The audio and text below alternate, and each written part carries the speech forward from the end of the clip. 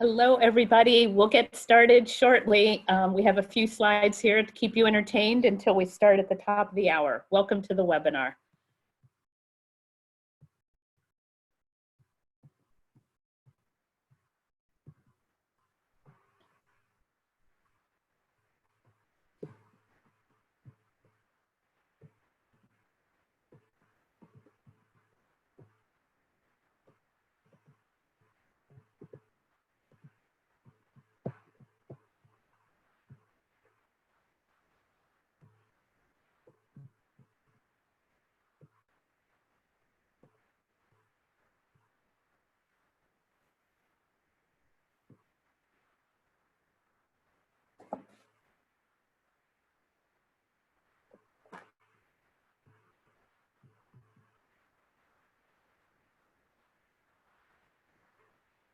Hello, everybody. Welcome to the webinar. We're so happy you could join us.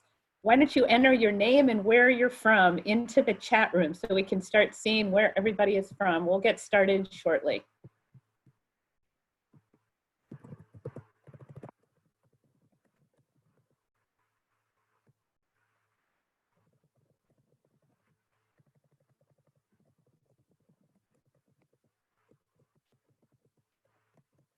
We have Oregon, the first.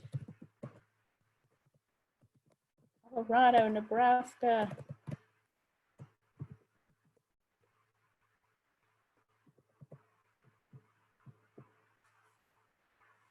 California, Mass Audubon. So great to see everybody. Wow. Welcome, welcome. We will get started in just a few minutes. Happy to see everybody joining. What a great group, including a lot of names we know and some we don't. Hope everybody is doing well.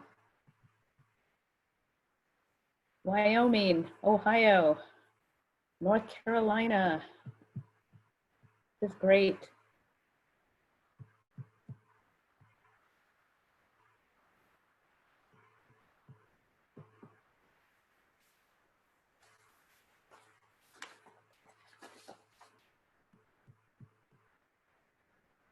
Puerto Rico. I hope you're all doing well after the earthquake. Oh my gosh, Puerto Rico, as Melanie, you said, is very resilient.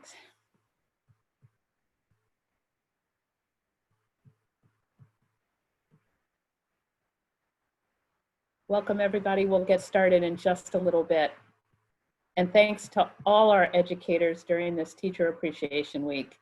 It's great that there is at least a week, and I think everyone during this crisis has really understood the value of education, and I hope that's a major transformation as we think ahead. Oh, so happy that we have a new webinar watcher. James, welcome. Texas. Hooray. So we'll get started, and it looks like just a minute. Still have people signing up.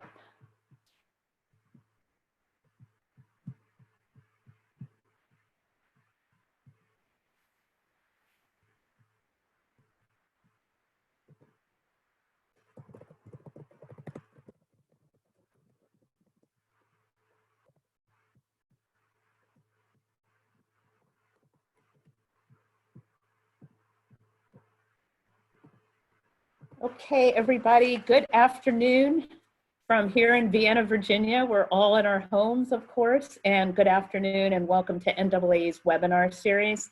My name is Judy Brous and I'm the Executive Director of NAAEE, and we're really happy that you could join us today. I think you're really going to enjoy our speakers today. We'll be talking about how we can better connect to Latino audiences, especially in the age of COVID-19.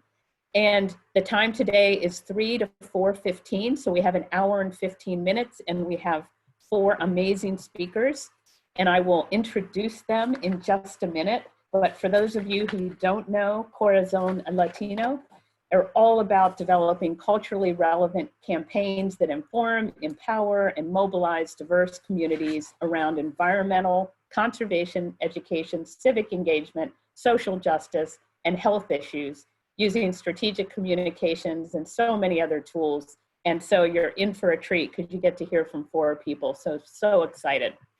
And for those of you who are new to our webinars, we have been trying to hold, instead of monthly webinars, we're almost holding them once every week to try and bring new ideas to the field and insights during this crisis. So some are specifically focused on how collectively can we get through this time, and others are just bringing new ideas and new thinking and new insights to what we all do.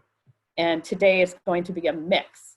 And I also want to, again, thank all our affiliate co-hosts. Our affiliates have helped support not only this webinar series, but are all working to advance environmental education and civic engagement across North America. And we're so happy to be working with all of them. And I also want to make sure that everybody knows how to use the Zoom platform. I know some of you could do this in your sleep and are actually counting sheep in your sleep on Zoom. But those of you who use different platforms want to make sure that you know how to connect to us. So everybody is muted. You can connect through the chat, and you can either send a message to all of us who are on camera here, the panelists, or you can send it to everyone. So if you have resources and questions, I recommend you send it to everyone, but if you have a specific question, you're having issues, you can send it to the panelists. That's fine too.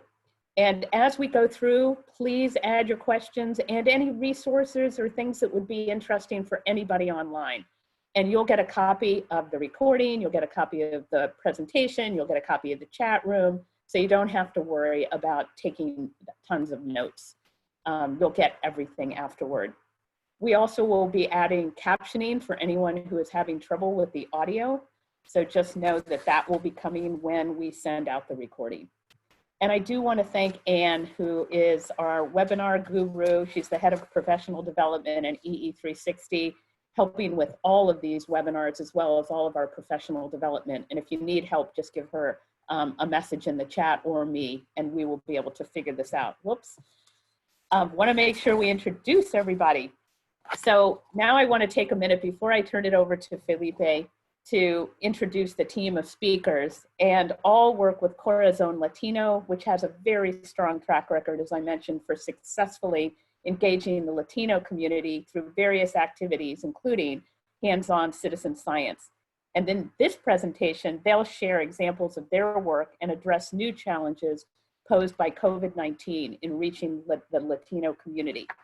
So first, I'm going to introduce Felipe, who is the executive director. He has more than 15 years of experience designing and implementing strategic communication programs to support organizations, governments, companies, and brands. He has worked hard with leading organizations like the United Way Worldwide, Fenton Communications, Ogilvy Public Relations, all of these companies and organizations to design and implement communication and outreach strategies for advocacy campaigns worldwide. And he's worked on everything from protecting the fundamental rights of indigenous groups in the Amazon to fighting climate change to helping protect the rights of immigrants in the US. So welcome, Felipe. And then Chelsea. Chelsea is also part of the team, and she was born and raised in Michigan. And she joined the team as Director of Environmental Programs in 2018.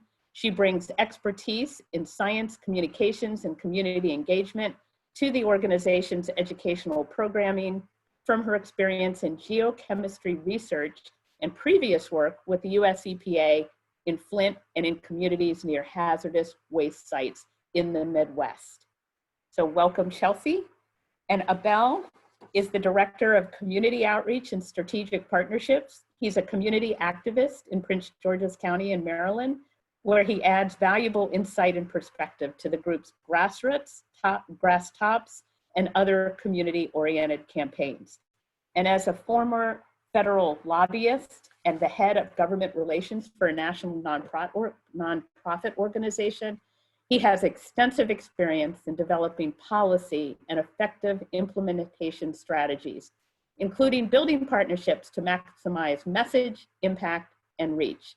And he's the first in his family to graduate from college, go Abel, and he earned his BA in political science from The Ohio State University. Go Buckeyes. And finally, last but not least, we have Melanie, and she's an environmental scientist and community engagement leader. She earned a BS in environmental sciences from the University of Puerto Rico, and during that period, contributed to the design, planning, and implementation of the newly developed citizen science program focused on El Gunque National Forest, the only tropical rainforest in our national forest system. So welcome. And now I'm going to turn it over to Felipe.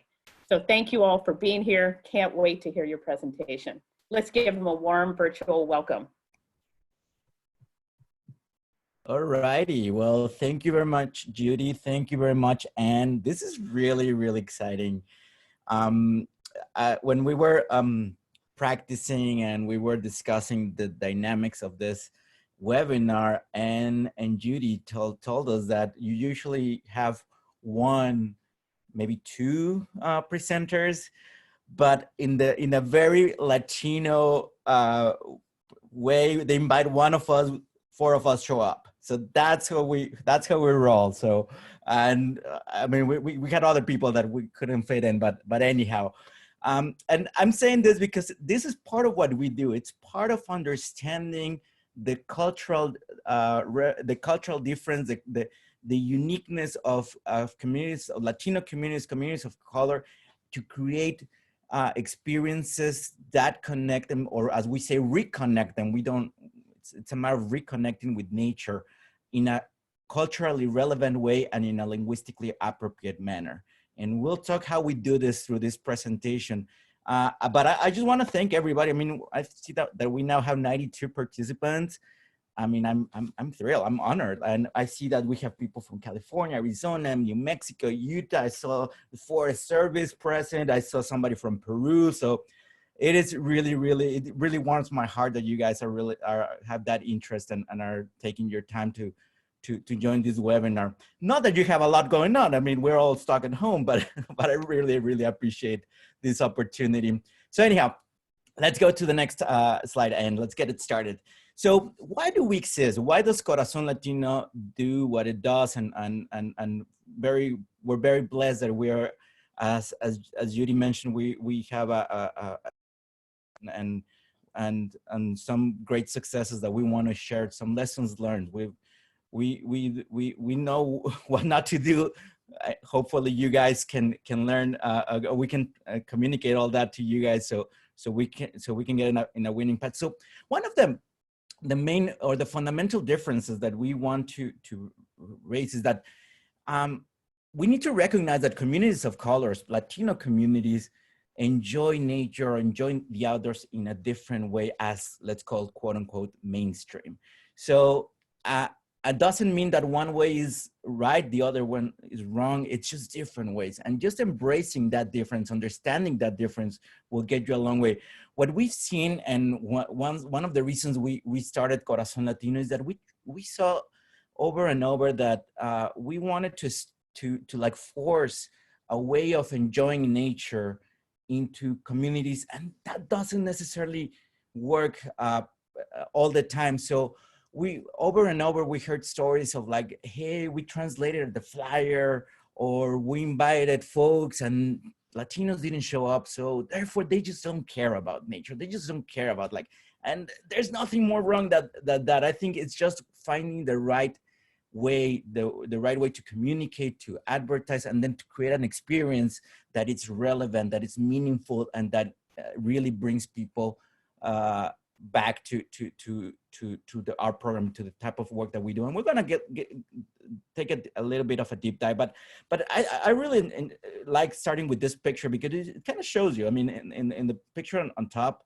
I mean, it's like how a lot of people will picture their ideal time in nature, maybe doing a trek, maybe doing camping, or a very individual or in a small group, versus on the picture on the bottom. It's like, that's how not only Latinos, but a lot of communities of color enjoy it. It's, let's bring an asado, let's bring a picnic, let's play soccer, let's be loud, let's bring music. And again, there's no right or wrong way. There's just different ways of enjoying the outdoor.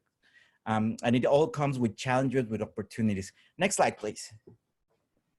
Also, another important premise is that translations are not enough. A lot of organizations, a lot of groups, a lot of public land managers think or believe that just by translating something, a text, or just doing Cinco de Mayo or Hispanic Heritage Month, or just putting an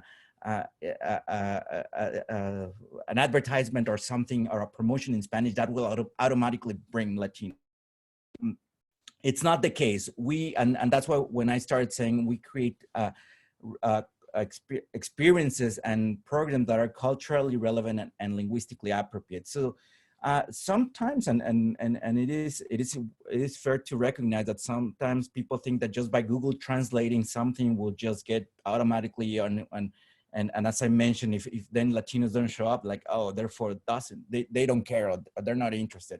And Google Translate is a tool. It's not a strategy for engagement. We always like saying that. And here is an example of when can actually backfire you. So for those who speak a little bit of Spanish or can understand, these are really horrible translations, a word-by-word translation. Extreme caution, watch for eyes. Basically, the translation is, the clock in the extreme, be careful for the eyes. So it makes no sense. The other one, please turn off showers when you're done. Please turn around away from the rain when you're done. So again, it doesn't mean, so it can actually backfire if you got a poor translation. And over we see this well-intentioned. I'm not saying that it's not something people should try to do, try to engage communities, limited English proficiency. But there's a lot of best practices that we really encourage organizations and groups and public lands to embrace. So this is why we exist. These two slides pretty much encapsulate the reason why we exist, and we not that we develop, but we learn a lot of experiences from different disciplines, from marketing, social marketing, a lot of disciplines where we brought the best elements, even professional translation, to really bring the experiences that are relevant. Next slide, please. So a little bit, as you heard, we are a 501c3 organization. We are here to inform, empower, and mobilize communities around environment and conservation issues. We like to mobilize. We like to figure out where are the resources, where are the opportunities, and really create programs, whether it's online, it's an event, where you'll see some of our examples, and you really try to embrace and engage Latino communities and other communities of color. Our model has actually worked in other communities of color. Next slide, please. Some of our partners, again, it's not a comprehensive, I mean, it's a list. There's many that we may be missing here, but I do want to highlight two important: the USDA Forest Service, which we really got our seed funding, our first, the first organization that believed in us, and we owe a lot of our success to the Forest Service of also the National Park Service, which we're starting a new agreement with them very soon. So, and a lot of this, I don't want to, I mean, there's so many that I don't want to miss anybody, but there's a lot of folks that we have worked and that we continue. And I hope that we can add some of these organizations to this list, because we're really excited. And we believe that this is a collective effort, and there's not one organization that can solve everybody's problem. We really want to bring the expertise. We want to bring lessons learned and bring resources everywhere that are willing to take that steps. Next slide, please. Some of our programs, we do some connection with healthy forests, healthy people, that correlation that exists, that reciprocity that exists of us protecting forests and forests protecting us. Descubro el Bosque, which is an online platform that we do for the Forest Service. It's a partnership also with the Ad Council. We have a very relevant, and we will talk about our citizen science work. We're also starting to do some ocean conservation, which is really exciting work. and youth engagement and strategic communication for the common good. As you heard in the beginning when Judy was so kindly introducing I come from a communications background. I did my work working with PR, ad agencies, a lot of work. So I try to bring that expertise and enhance it with the talent and the skills and the track record of my team and of our partners to really use it as a tool, as a strategy for engagement. Next slide, please. How we do it, we have a kind of create this surround sound around the Hispanic or diverse community. We do a combination equally important of grassroots activities, events where we invite people to go out. We do traditional media. It's very important to make sure that TV, radio, print are used, and digital strategies, which now in the age of COVID, online, our online engagement has growth, and we've learned a lot, and we'll talk about it a little bit later. Next slide, please. So first thing that we are asked, like, okay, what is this? Is it Latino? Is it Hispanics? And now we've complicated things a little bit more with Latinx. So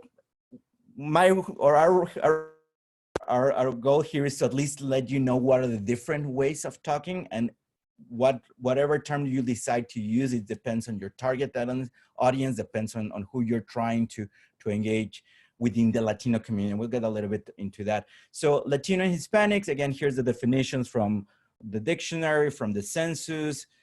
In Latino, it's a much more progressive, if you want to call it one way to do it. To talk about a Latino, I prefer personally Latino. Hispanic comes when talking and when dealing with especially with federal government entities. It's a term that it's used more. And Latinx, which it is a term that it's in the past few years has taken has become more popular, especially within progressive groups, and denotes a non-gender or a gender-neutral non-binary term. And other examples, it could be the Latino with the arroba in Spanish, or Latine with E. So again, it depends. Rules of thumb: Latino, Hispanic for older generations, Latinx for younger generations, millennials and the new and younger generations. So anyhow, again, it's a matter of preference. It's a matter of who your target audience is. There's a lot of debate. There's a lot of articles. There's a lot of things going out there, but at least know what are the different ways to refer to the Latino community. Next slide, please. All right. So an important premise also is that the Latino community is not a monolithic community. There's, and we'll get into explaining, there's 20 different countries where Latinos can come from, plus Puerto Rico, and within each of those countries, multiple regions. So there's, it's not a monolithic, again, it's not just translating to Spanish, therefore you're gonna reach all Latinos. Let's do a quick test here. We love doing this one. So let's, this is a cake. We can all agree that in English, we call it a cake. So we have 4 options. That was we did full disclosure and apologies in advance. We did this in Google Slides, and apparently when we changed the file into PowerPoint, it didn't. There was a few flaws. But anyhow, what we were trying to see is for those who speak Spanish, or those who have learned Spanish or have traveled to Latin America, how do you call this a cake in Spanish? Option A, pastel. Option B, bizcocho. Option 3, a torta, or any other. Do a quick poll. I don't know, Anne, do you have any special instructions how to fill that? It should pop up on your screen. So panelists and all speakers will see the poll popping up now, and lots of folks are already responding. All right, you let me know when we want to see the results. Okay, results are still coming in. Let's wait a few more seconds. And Susan Cox got it right. She put A. Pastel, great. Melanie, how would you call it? I would call it bizcocho. All right, bizcocho. Abel, how would you call it? Say torta.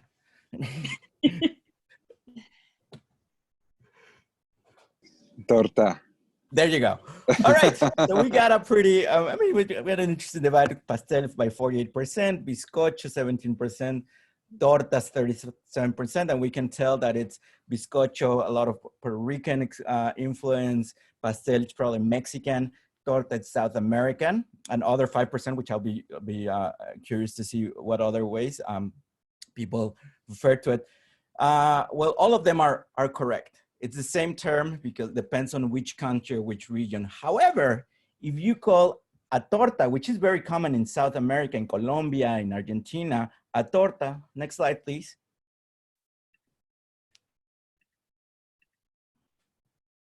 A torta, it's a sandwich in Mexico. So if you go to a bakery and you ask for a torta, it's gonna be a little bit of confusion.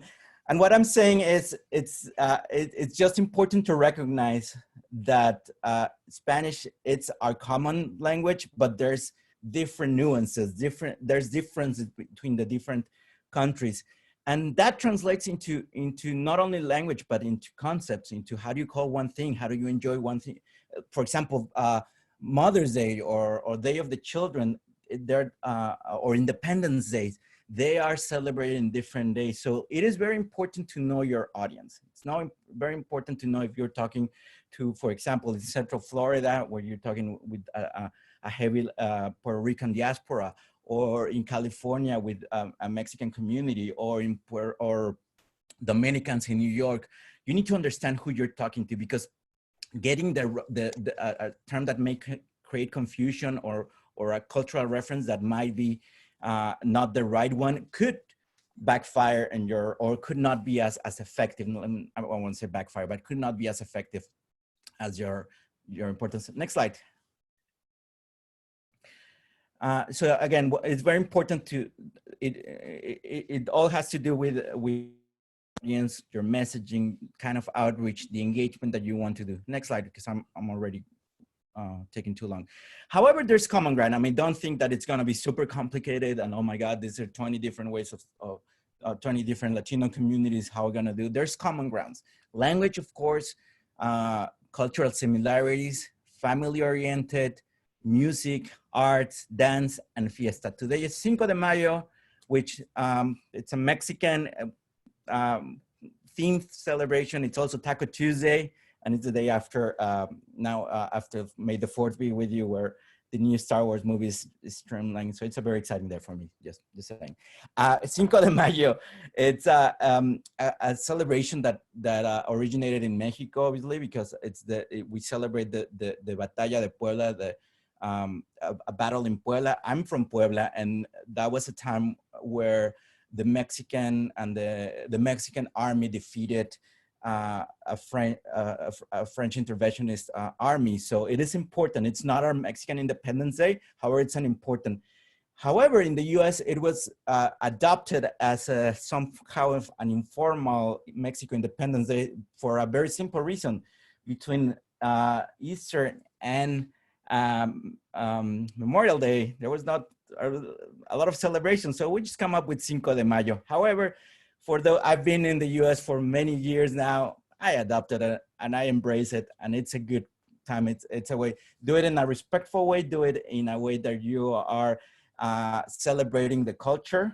But hey, it's just a good opportunity to celebrate the Latino community. Next slide, please. And again, with all of this, what we try to do is create culturally relevant content, culturally relevant events. And we're gonna go in depth, and I'm gonna pass it to Abel. Next slide, please. And Abel, the floor is yours. Oh, sorry, just a quick comment before passing to Abel. Hey, Alex. My son is, you know, the beauties of working from home. My son is trying to get his Star Wars toy that he left in my home office here. So common messaging recommendations and cultural recommendations. Respect for Mother Earth in Mexico with pre-Hispanic communities or cultures. It's Tonantzin in South America. From I saw there was somebody from Peru. It's the Pachamama. Caring for our Mother Earth, caring for our loved ones. So this is a good recommendation that we want to use. This is a very there's difference in how we call it from country to country, from culture to culture, but the concept is the same, and we all embracing our Mother Earth. So, all right, now I can pass it to Abel. Thank you, Felipe. Next slide, please. Hello, everyone. Thank you, all the educators, for being on here, and NAAE, and Judy and Anne, again, for the invitation to be here. We're very excited. But Felipe has set the stage really nicely to talk about the programming that we do and connecting with the Latino community. So there are a couple of different ways that people approach the task, the goal of connecting. That is with creation of your program that is like, for example, TNC en Español, which is basically their program that has been modified or translated into the material has been translated to Spanish that mirrors the main content that they have in English. So that's one example. Another is a Latino Affinity group model, which is an example would be like Chispa, which is for the League of Conservation Voters. They created a separate entity in the sense that they have their own autonomy, they own programming that has the same goals and the same general models, but it takes on different tactics that they developed internally. And then a Latino organization partnership model, which is something that a lot of organizations tend to take on because it's a little easier. So the other two models, you have to, in a sense, come up with your own staff and resources to be able to put these things forward. At times, you're probably using consultants to help guide some of the creation of those things, of those materials. But when you partner with an organization, you're really relying on their expertise to help you make that connection and to help you make that bridge, and which I suspect that a lot of organizations in this with NAAE would probably be best served by undertaking this model, which is extremely important because you want to really do that's good in a couple ways. One, because you are tapping into an existing network of local on the ground organizations that have the trust of the community, and it really helps you bridge your ideas, your message into the community, and through a group that is already connected. And then secondly, by making those connections, you're really helping to support those smaller organizations that are on the ground. And it's really important that you recognize that there are organizations like Corazón Latino, but there are all that, and we have a certain level of resources, but there are many more smaller organizations out there that don't have as much resources or don't have as many opportunities to connect on the national level. And by your working with them, you're really working to support them. And what we need to do and think about is growing the network of green Latino organizations, or organizations that have the focus on environmental education, that are on the ground to help build that network out. So by partnering locally, you really help support that endeavor. Next slide. So how do we make those connections? So as Felipe said, that recognize our audiences tend to come not in single or pair, but really family unit. And that's talking about aunts and uncles and sisters and cousins. And we want to make sure that we invite the family as a whole. A lot of programming focuses on kids or children. Some programming is only adults. Some programming is only like teens or middle school or high schooler, which is great, and that's fine. But we're really losing or missing out on an opportunity to engage the entire family. And that's really important on a number of levels. By allowing the family to come to experience this as a unit, you're really creating a safe environment for the family to say, I can go with my family and enjoy this time, enjoy my time in nature, as opposed to sending your kid out or your child out alone to participate in an activity.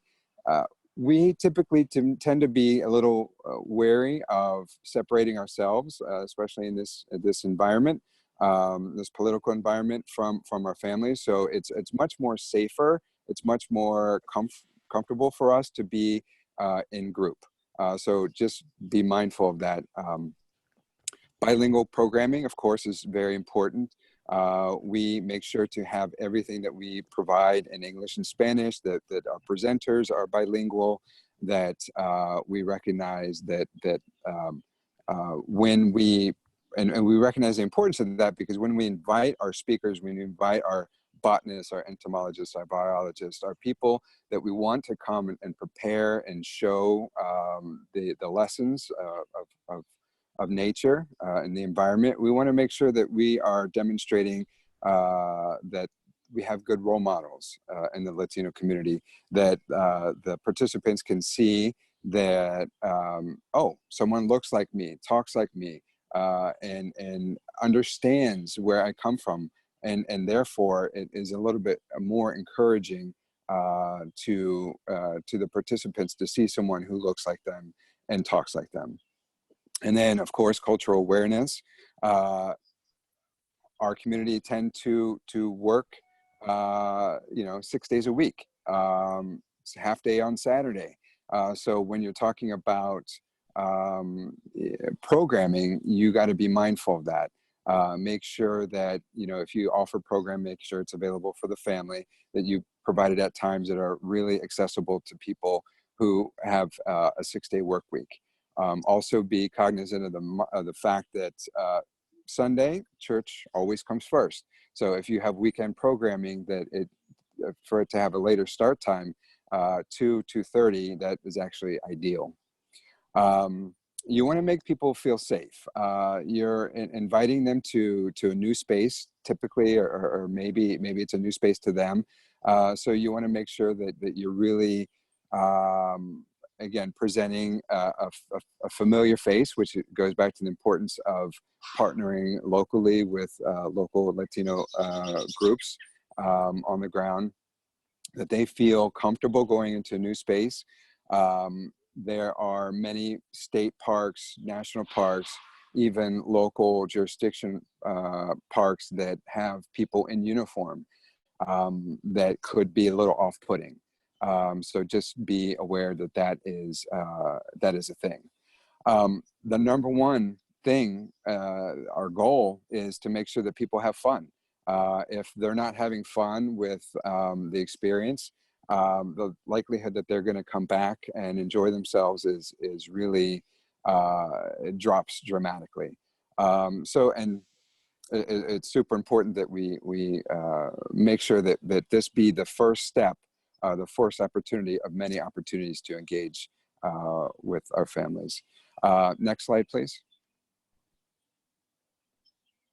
And I'm just going to be real quick about this. And this is just to reiterate the point of engaging with Latino organizations on the ground. It's going to be hard. It's not going to be easy. You're gonna try to make those connections. You might have flyers in Spanish. You might have a good connection, but it's going to take a little bit of time to develop that relationship, and it's going to take a little bit of commitment to continuing the programming. You might not have the turnout that you had or expect on the first or second or third try, but through the continued action and engagement with the local Latino organization, you're going to demonstrate that you are committed to making those connections and to being a valuable resource to the community. And next slide.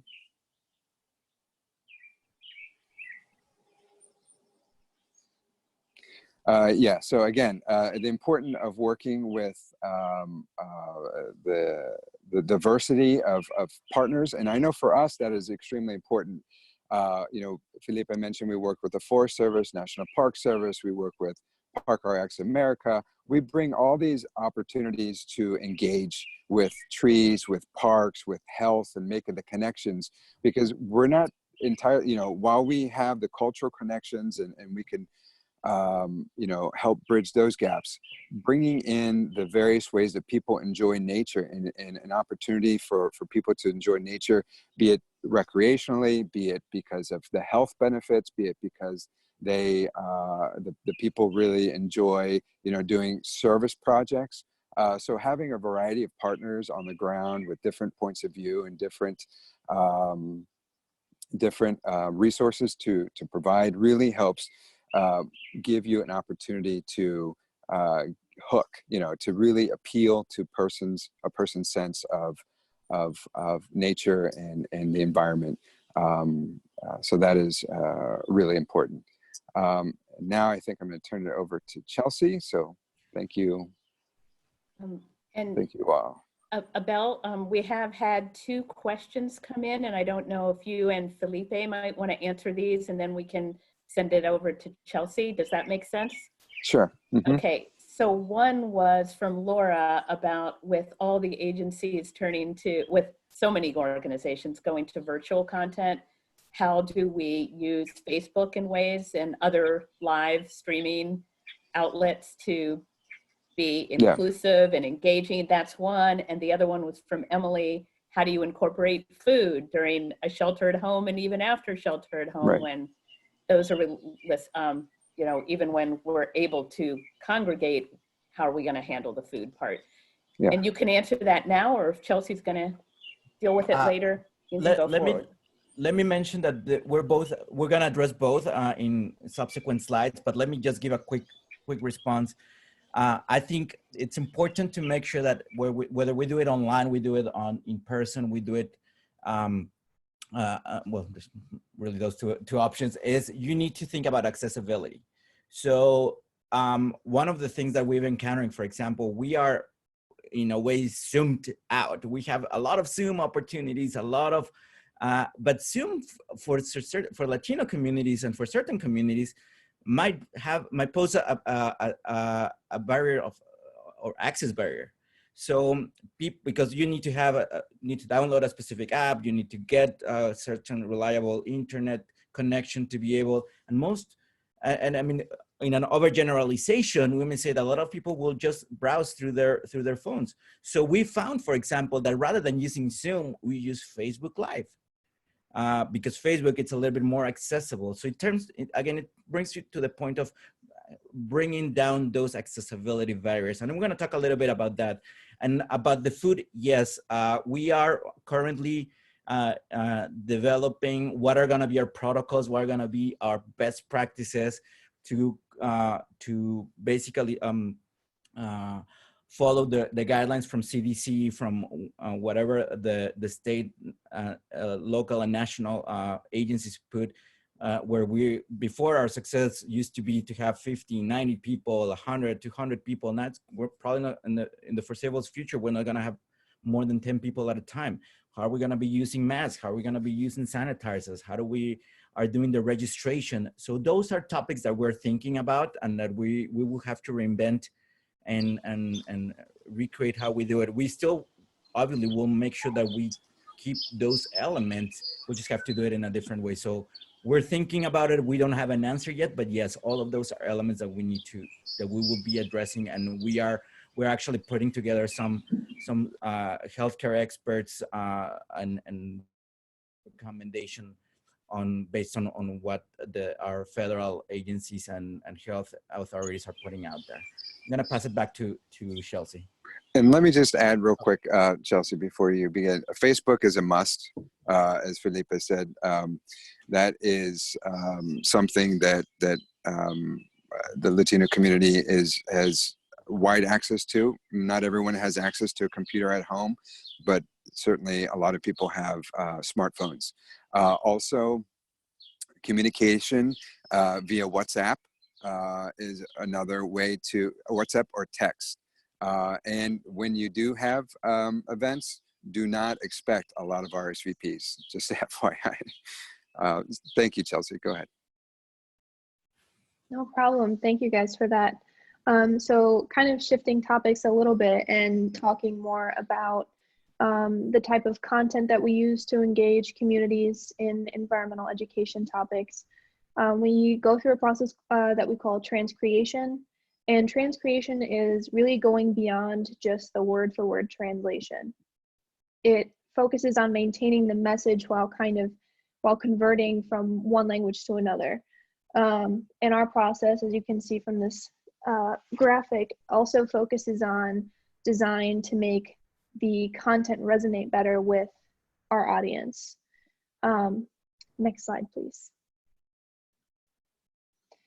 So I wanted to put this here as an example to kind of reference that last slide.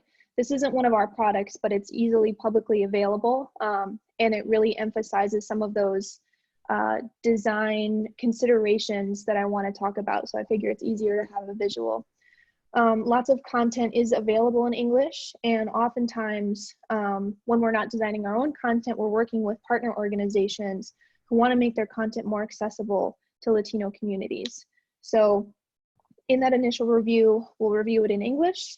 We'll make the changes for clarity, which can be reducing the number of words, consolidating, and adding more imagery.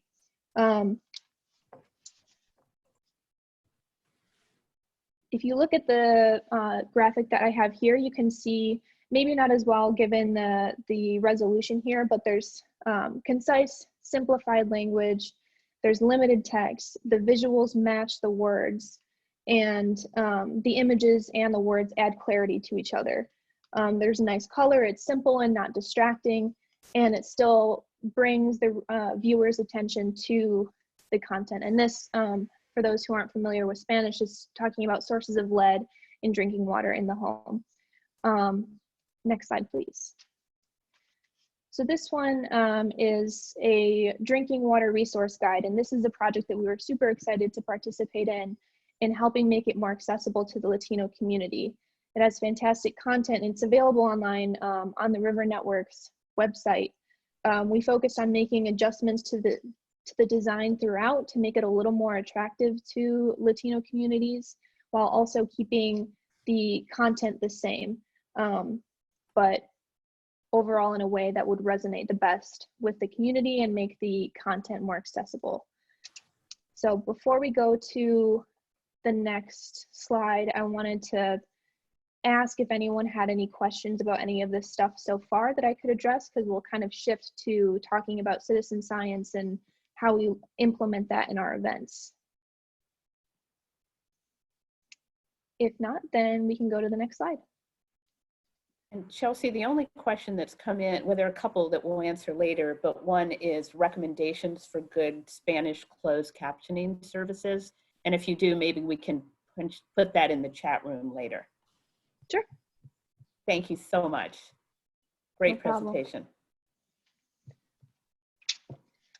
So pivoting a little bit to how we've historically done our events to engage communities in citizen science. And obviously this will change with the new considerations with the pandemic, but wanted to provide that context from the past to kind of give everyone a better idea of how we do that. So as Felipe and Abel have talked about, the Latino community is very diverse in and of itself, and tailored outreach depending on the community and depending on the needs is very important. In our area, in the DC, Maryland, Virginia area, citizen science is a concept that the communities or the families that we work with aren't necessarily super familiar. And they're facing issues of feeling maybe more uncomfortable in public spaces, public lands. So this first event here was a citizen science challenge that we did as part of the City Nature Challenge. And for those who are unfamiliar, that's a citizen science competition wherein different cities across the world compete to identify the most plants and animals in their community using the iNaturalist app. So in doing this, we held it at a time that was convenient for everyone nearby so that transportation was not a barrier. Programming and instructions were bilingual, and the iNaturalist tool is very easy to use. Even still, people got instructions ahead of time. We did a raffle in to kind of make it a little bit more competitive. So if you made observations of, the more observations you made, you would get a ticket and we would raffle off a prize at the end. And so this was just a good way to get families out in a park that was familiar to them, introduce the concept of citizen science, and start talking about that in a way that will set them up for maybe progressively more rigorous, scientifically or educationally rigorous events. Next slide, please. So this second part two to that last one, we incorporated the concept of invasive species. So we used iNaturalist as a tool, we used iTree, MyTree, and other project learning tools. This event, I believe we did in 2019. Yeah, this was a 2019 event, bilingual, and we looked at emerald ash borer in a national park nearby and talked about the impact that they had on tree canopy cover. So we used Project Learning Tree to calculate the ecosystem services of the trees around there and kind of have a really loose estimation of the impact that those insects had in that area. And it was super cute. The kids got super involved. As you can see here in this picture, measuring things was something that they took a lot of joy in, which I didn't anticipate, you know. They were going around measuring the tree trunks. We were really including them in taking those measurements, and they took it upon themselves to measure just about everything else that was there, including their heads and arms. So overall, just a really fun and family-oriented event to introduce these educational concepts that we've been using to engage families. Next slide. And with that, I will turn it back to Abel, who will talk more about. There's a couple of questions about citizen science, which I would like to address. Oh, sure. I think it's relevant. Sorry about that, Abel. So the question is if we have considered using community science versus citizen science. So we, I mean, obviously it has immigration, if you want to say, or a status connotation. We, to be honest, we have not experienced any backlash or any reluctancy from Latino community, the citizen science, and we decided not to use community science because most of the content, most of the research, most of the available resources, especially from other countries, especially in Puerto Rico, especially from Chile, Spain, Mexico, they all talk about it as citizen science, ciencia ciudadana. So at least from our experience, we tested both, and if you do a Google search about ciencia comunitaria, community science, you will not get a lot of results in Spanish language. But if you do citizen science, ciencia ciudadana, you will. So that's what we decided not to. We didn't encounter any rejection from the community. I mean, we all can have our own takes on that, but from the community, we did not encounter any issues as we would expect. So because of content and a lot of the resources available refer to it as ciencia ciudadana in Spanish, we decided to continue with that term. I don't know, Abel, if you have any comments or if you want to go to the Jug Bay sample. No, I don't have anything to add on that.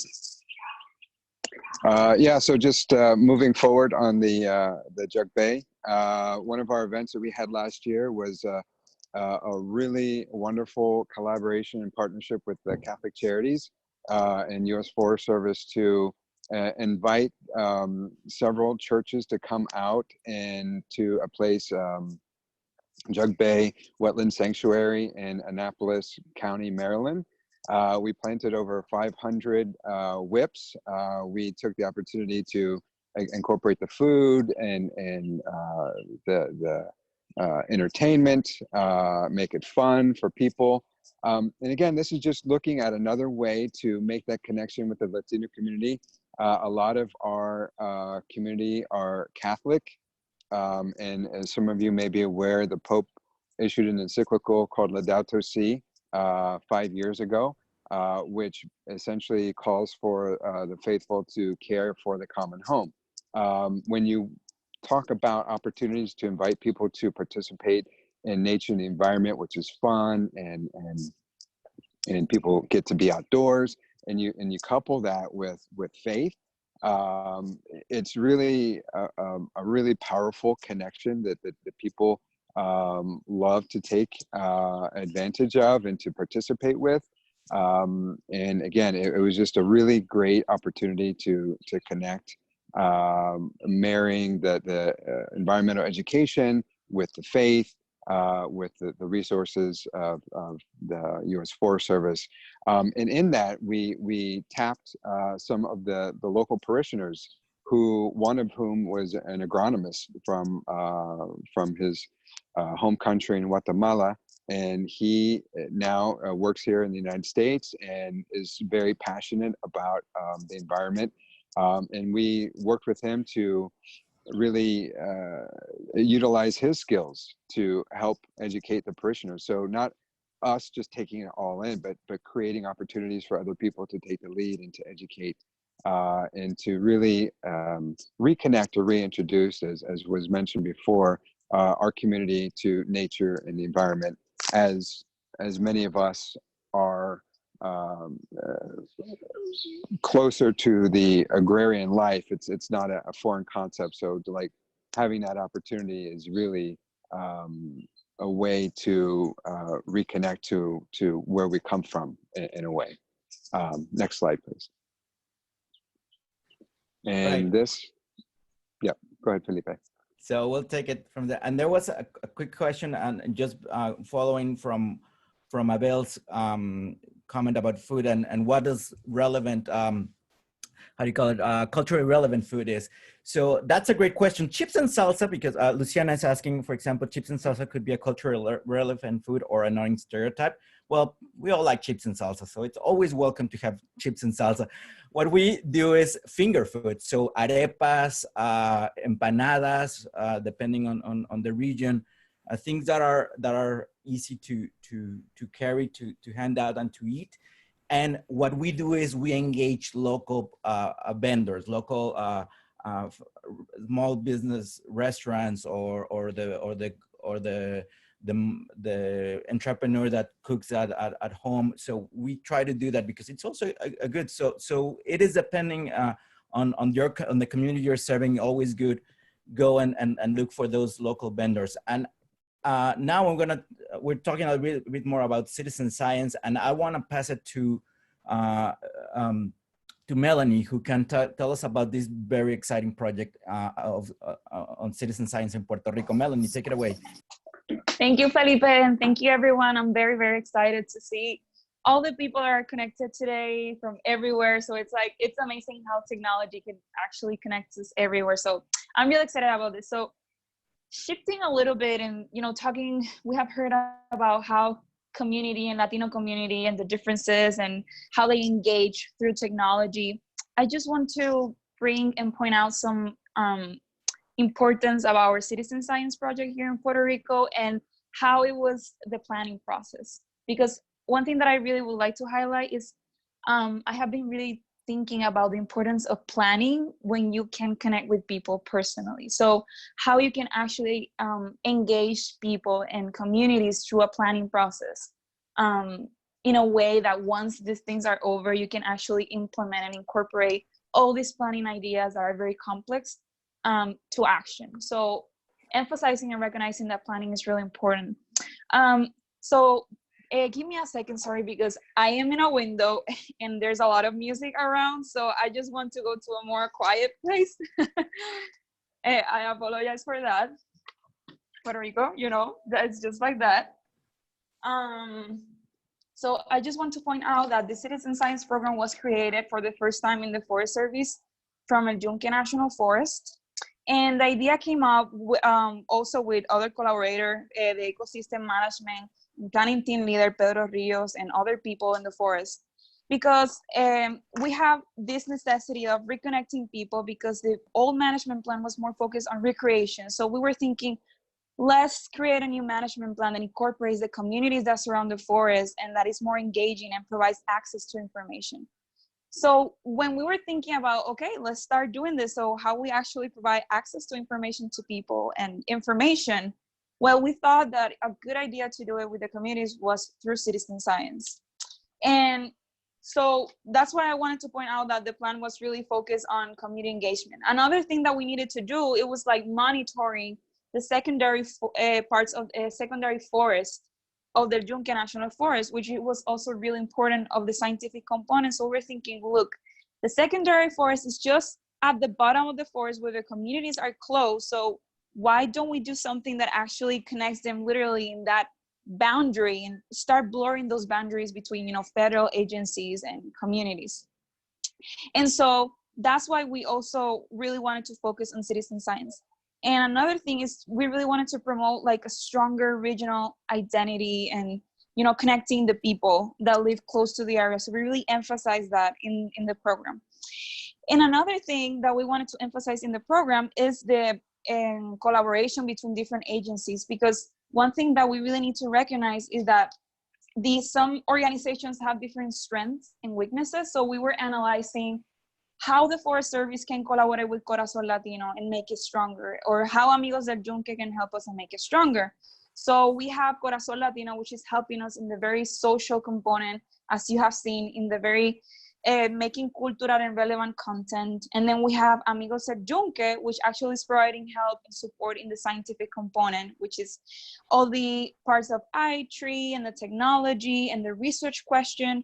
So, and also the Forest Service is providing help and administrative support. So recognizing how each organization can help and strengthen one main focus and one main objective on providing access to communities about information and people. So that was really important and relevant.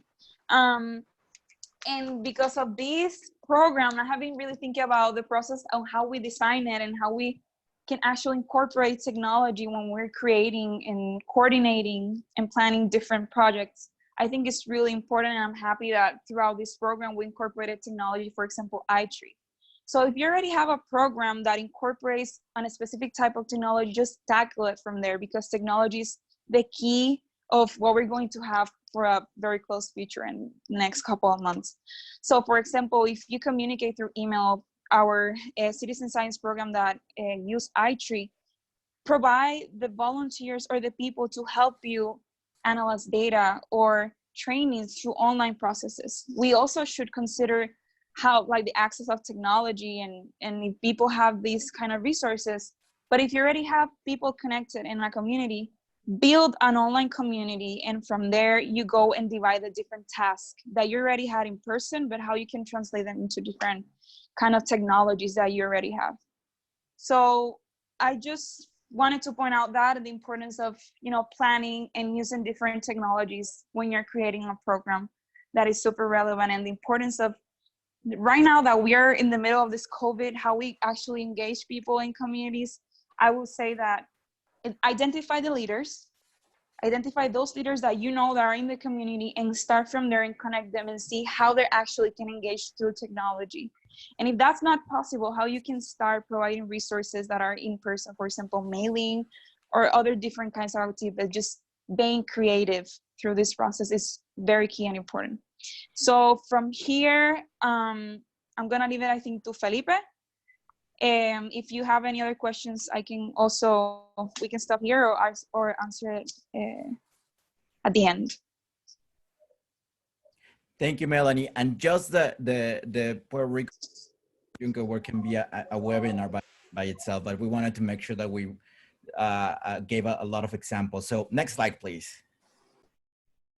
So a question came about how we're doing engagement during COVID. So early, I mean, we were lucky enough that we were able to transition very easily early on when we saw that we were having to stop our work in person and bring it online. So we talked to our funders, we talked to our partners and said, we're gonna try to do things and still be true to our mission and start offering programming, start conveying the message to our target audiences through online opportunities. So we started creating, as Abel mentioned, we started creating activities that were broadcast through Facebook Live. Again, we stayed away from Zoom from the very beginning, and we started really testing on Facebook Live, Instagram, and getting engagement through WhatsApp. And we started doing, okay, we have done, for example, in Puerto Rico, we developed a very strong forest bathing program. We help some practitioners, Dr. Anisa Hernandez, who trained with the ANFT, the Association of Natural Forest Therapy, and she was one of the. I mean, she was not the first forest therapy in Puerto Rico, but like she really wanted to bring up. So we partnered with her. We also brought the first ever bilingual training to Puerto Rico, and we engaged trainees that right now they're guides in training. They will be ending their practicum in a few months, and people from the United States, from continental USA, from the other 50 states, and from international. And we started like getting the forest therapy practicing to Puerto Rico. So that's something that we continue to engage online. So right now you cannot have a forest therapy session, which ranges from 10 to 15 people in person, but you can still do a lot online. So we started testing with that. We had Jenny Osoria, who's a dance-a-thon, a Zumba instructor that she loves doing work, and she's one of the people that we bring in our engagements to break the ice through dancing. She started doing classes online. We started testing with concerts, another way to engage with the music, as I mentioned. We started bringing, because we saw that there was some information gap, especially for Latino communities. So we started bringing experts and reemphasizing the importance of still, even through these times, stay connected to nature, whether it's looking outside your window or the tree outside your house, or if you live near a public land, engagement and that. So we continue to do, and it is amazing that our engagement went up to the roof. We are now reaching 1.5 million people every week. And we have concerts, we have events, we test, we have healthcare, mental health practitioners giving recommendations. We put out videos. We have and what we've encountered is that there's a lot of content that was created pre-COVID, which is great, and we can reutilize it. But there's something very special, very meaningful of creating content right now. Either it's a musician, or it's a Zumba instructor, or it's a doctor that is experiencing the same as we all are, that generates a connection. Even in concerts, we've seen performing artists that really connect with their audiences, even through technology, which is kind of ironic, right? That we are creating this connections through technology. So we've been testing. So I encourage you to go to our webpage, to our Facebook and our other social media, to see what kind of content we're generating. And again, the engagement, it's mind-blowing, even from our perspective. We have videos that explainers about COVID, or we have concerts, or we have content that talks. Again, we try to stay always very true to our mission of connecting folks to nature. And we have videos that generate 250,000 views and thousands of comments. So that's what we're doing. That's what we're reacting. Again, making sure that even if it's a concert, maybe if it's a performance, to reemphasize the issue, stay connected with nature, stay nature is very important in these nowadays. So, so I'm gonna stop there. Next slide, please. Oh, one more. And again, as I mentioned, what are our considerations in a post-COVID or in a COVID reality where we obviously will need to follow what are the CDC, public lands, federal and state agencies and authorities recommendations. We're gonna have to have events that are less 10 participants or less.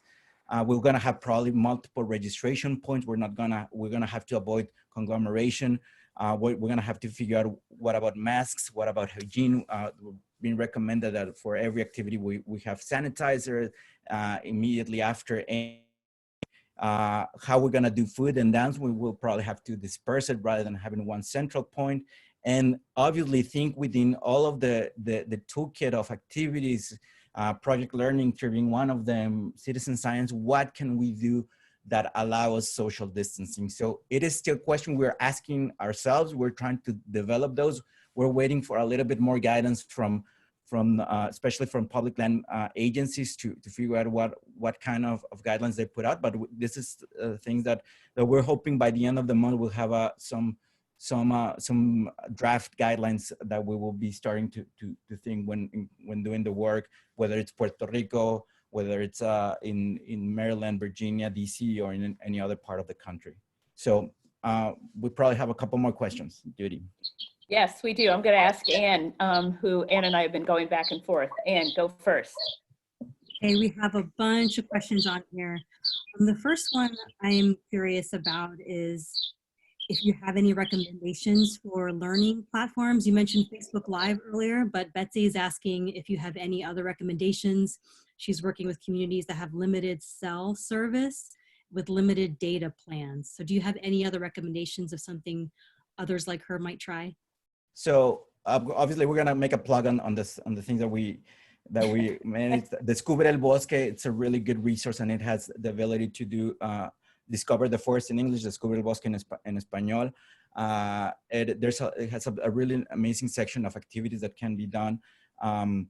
Another one, Project Learning Tree. Project Learning Tree has a lot of great resources.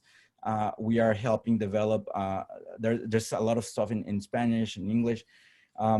And yes, and I do believe that Facebook is something that people are engaging, and we will encourage that Facebook. And again, as Abel said, trying to figure out the Instagram side of things, not the Instagram, I'm sorry, the WhatsApp, because that's how people communicate. And sometimes you are able to find even if you don't have the data plan, but you are able to find a Wi-Fi hotspot. So those would be my top 3 recommendations. I don't know, Chelsea, Abel, or any other. Yeah, just to add, a lot of public libraries and schools are turning on their Wi-Fi and giving unrestricted access. So if in your community that they're doing that, I know that a lot of communities around here are.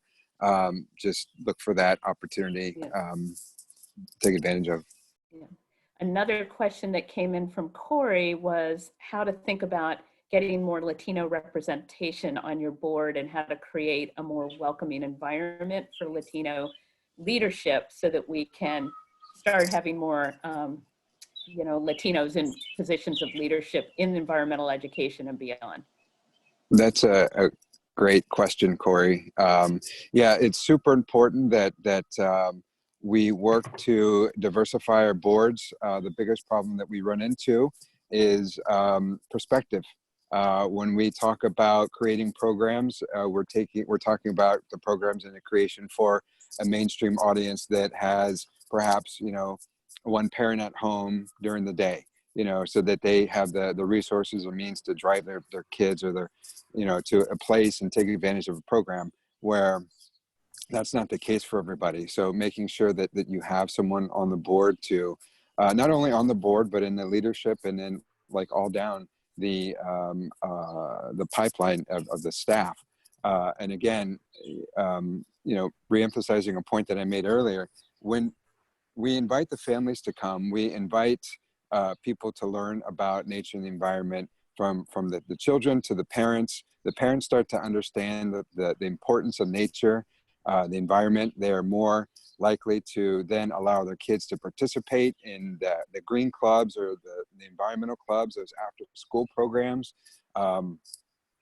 They're more inclined to support something like that, which then rolls over to a continued interest in education, which then leads to pursuing a degree, which then leads an opportunity to go and work in these environmental organizations. A lot of times we hear from people that there aren't enough Latinos in the pipeline. Well, that might be the case, but then it's your job, your opportunity to continue to spark that interest, to continue to invite people to participate, to give those perspectives, and to try new things out. So thank you, Corey, for that program. And I would add to what Abel said. I would add what Abel said in terms of diversity and inclusion doesn't come as a decree or as a memo or because the board of directors said it. It really takes effort. It really takes investment. It takes a lot of tough conversations to be had. And also, please, one of our biggest recommendations, avoid the like, oh, we have an intern that happens to be Latino or speaks Spanish, and therefore now we have a diversity and diversity. No, it is an effort it takes, and there's a lot of guidance. We're happy to help you out in figure that out, but it is something that takes investment, and in many ways, financial, time, and again, sometimes even having hard conversations. Sorry, I think Melanie wanted to say something. Yeah, I just wanted to add really quick that from my personal opinion, like in how you can actually engage Latino people in leadership, I would say this is like an uninformal answer, but I would say just reading and actually watching videos or just talking with Latino people, because I think the part of understanding the culture is really important when you're actually learning and knowing someone in leadership when they're Latinos. So I just really encourage that if you're considering adding people, Latino community, just take your time, as Felipe is saying, take your time to understand the culture, understand the background of Latino people and how we actually engage when we are talking, when we are in leadership, how we think. So I just think it's really important to be very open-minded and take the chance to just go watch some videos about Latino people and reading. And even more if you're working in a Latino-based country, which is really important for other people in a leadership to understand the context and the culture and they're working with. So. I just want to thank you all so much. And Anne, if you want to put up the final slides, what a wonderful presentation. We have a lot more questions we didn't quite get to. And one thing I'd love to do together is, I think Carmen asked if we had a list of Spanish speakers in environmental education, and we can add that, and maybe we can work together to create a site where you can go and look for expertise in different ways and also know who speaks Spanish on the team. But we had a lot of other wonderful questions and we'll try and get back to them. Any really final thoughts? Anybody have a last word you want to say before we wrap it up? I'm just gonna make a shameless plug. We're gonna have a great concert, a Cinco de Mayo concert for Corazón Latino. We're gonna have a tenor that will be singing from the Mexican Cultural Institute in DC. So go to our Facebook page, Corazón Latino, Facebook Corazón Latin. I believe it's going to be fun. It's going to be engaging. And he is quite a story. He is he's an immigrant. He's also a veteran. And he spent some great time in El Yunque. So please, if you have a chance, 7 p.m. Eastern time. And if not, you can, it'll be recorded, but join us. And that's part of that engagement. It's part of keeping people something to do and still being true to our mission. Thank you so much, Felipe, and thank you to all of you. What great tips and thoughts for all of us. And Anne, I'm going to turn it over to you to finalize. Thank you, everybody. And thank you, Felipe, Abel, Chelsea, and Melanie. It's so great to have the entire familia of Corazón Latino. So thank you. Yeah, we're still missing a few. We'll add more the next time. Just want to remind everybody that we will be sharing the recording and the slides and the notes from the chat. Some of you have asked, hey, how can we find Corazón Latino on Facebook? We will send you all of that information in the notes by tomorrow. So don't worry about that. If you can find, you can also find any of our previous past webinars, future webinars, announcements, lots on our website. Can I add something really quick too? Yeah. I don't want to miss it. Yeah, so I just want to invite anyone who is interested in learn a little bit more about what is civic ecology and how it is, some examples in Latin America. I'm also a master's student in Cornell University, and the Civic Ecology Lab is super excited to help us and host this webinar and panel that we're going to talk about what is civic ecology and different ways you can engage the concept in Latin America. So if you're interested, write me an email. You will see my email at the end of the presentation, I think it is. And I'll send the registration form, and it's the 28th of May. So I will send more details on the way, but I just want to let you know that's up there too. Another webinar if you're interested in the 1,000 webinars that we're getting on. So. And if you do want more webinars and more resources, for the past 7-8 weeks now, we've been compiling all these great resources for all of you educators out there that are making the pivot to online learning and online education. Check it out on our website. We keep adding more resources to that list every day. That's great, thank you. Yeah, and one more final announcement on our Global Leadership Recognition Program, 30 Under 30, where we recognize 30 amazing leaders under 30 years of age that are doing amazing things around environmental education. You can nominate yourself, you can nominate others, and we're accepting nominations online until May 8th. So you've got a few more days to get your nominations in. We have a few more webinars coming up the month of May. Lots of great webinars on nature and inspiration and writing. Lots of great talks from Drew Lanham, Amy Nez, and Angela Park. And we're going to have a second part 2 with Kristen Grimm on strategic communications in June. So please check out our website. We're constantly adding new webinars to our queue. And we are looking for more ideas to hear about how can we make this webinar series more engaging and more interesting for all of you out there. So keep your eyes peeled for a survey coming to all of you very soon. And that is all I have. Thank you everybody for joining. Muchas gracias a todos. And thanks again to all of you from Corazón Latino. This was a great webinar and hope to see you on another webinar very soon. Thanks everybody. Thank you. Gracias. Thank you. Thanks. Yes. Great job. Take care everybody.